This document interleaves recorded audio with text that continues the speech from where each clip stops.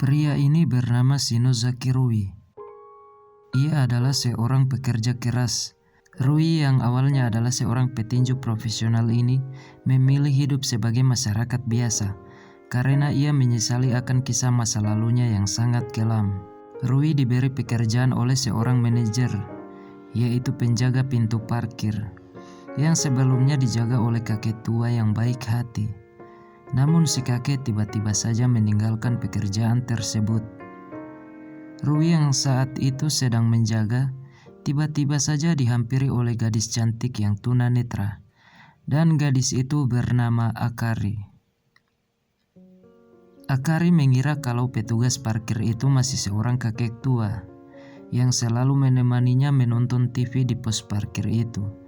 Namun saat Rui menjelaskannya, pada akhirnya Akari terkejut malu sehingga ia pun pergi meninggalkan Rui.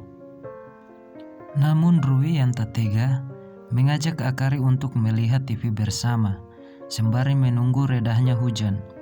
Tak seperti kebanyakan orang, Akari menikmati TV dengan pendengarannya. Kadang-kadang dia juga tersenyum karena mengerti emosi acara TV tersebut. Setelah hujan reda, Akari beranjak pergi. Namun ia tak lupa mengingatkan Rui untuk selalu menyiramkan bunga di tempat bekerjanya itu. Hari pun berganti. Di sini diperlihatkan Akari yang sedang bekerja sebagai customer service di perusahaan itu terlihat bersemangat menekuni pekerjaannya, walaupun hanya dialah satu-satunya tunanetra di perusahaan tersebut. Dan di hari yang sama Rui menemui mantan pelatihnya dulu, saat dirinya masih menjadi seorang petinju profesional. Sesampai di sana Rui meminta maaf atas kesalahannya yang menghilang begitu saja, namun sang pelatih belum bisa memaafkannya. Saat Rui kembali ke tempat bekerja, seperti biasa, ia ditemani oleh gadis cantik Akari yang setiap pulang kerja selalu singgah di pos jaga untuk menonton TV. Saat sedang menonton bersama, Rui terkejut saat Akari memanggilnya paman. Ia berpikir kalau umur Rui sudah 36 tahun, namun Rui hanya diam saja. Selesai menonton TV, Akari terjatuh, bahkan hampir saja tertabrak mobil, dan membuatnya terluka. Sehingga dengan cepat Rui keluar dari pos jaga dan langsung membawa Akari ke rumah sakit. Rui yang tak tega melihat luka Akari, dengan terpaksa harus menggendong Akari sampai ke rumahnya. Menyadari akan ada banyak tangga, Akari pun tertawa dan berkata pada Rui, "Kau akan menyesalinya, karena ini akan sangat melelahkan." Namun Rui tidak menyerah. Sesampainya di sana Akari meminta tolong kepada Rui untuk memperbaiki saluran air yang tersumbat. Sebagai ucapan tanda terima kasih, Akari memberikan tiket konser musik kepada Rui. Secara tidak langsung bahwa Akari mengajak Rui untuk menonton bersama. Sebelum beranjak ke konser, Akari datang ke salon, mempercantik dirinya, karena ia sadar bahwa Rui adalah orang yang spesial. Saat bertemu, Rui terdiam dan terpesona melihat kecantikan Akari.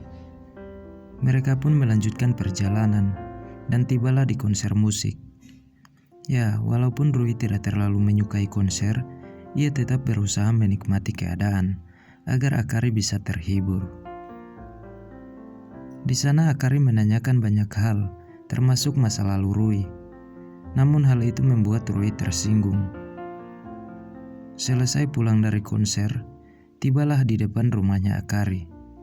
Di sana Rui berkata bahwa namanya adalah Antonio dan saat ini berumur 24 tahun.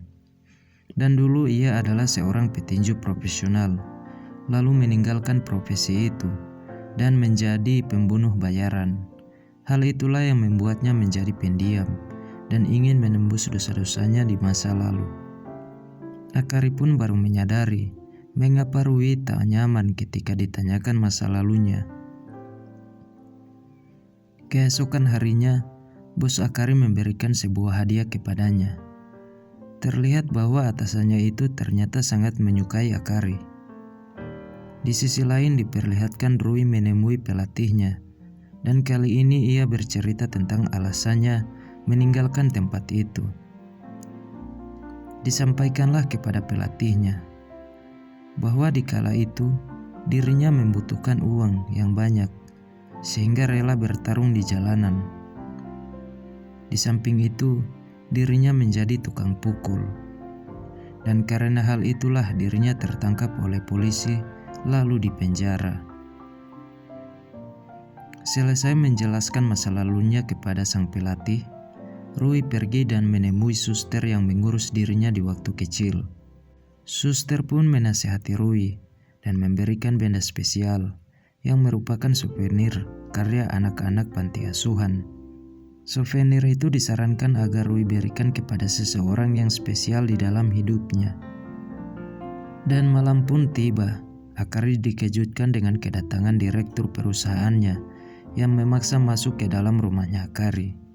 Ya, tentu saja, si bos yang memendam rasa suka kepada Akari memiliki niat jahat. Perlahan-lahan si bos itu mulai memperlihatkan perilakunya. Bahkan ia sempat memukul Akari.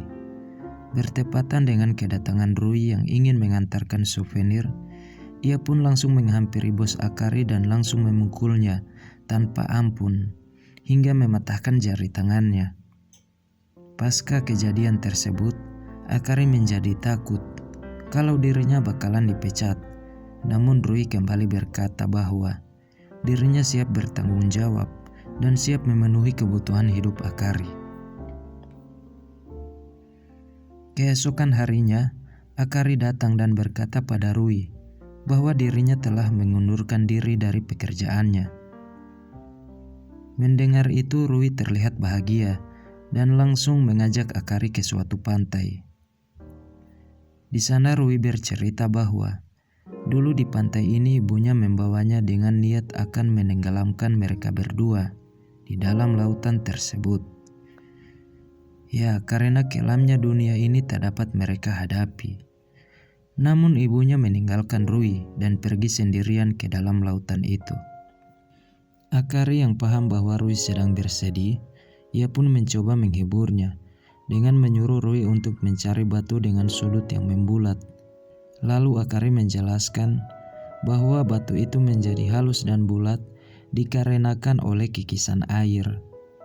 Dan begitu pun dengan kehidupan manusia yang banyak terkikis luka akan bisa halus kuat dan indah seperti batu tersebut.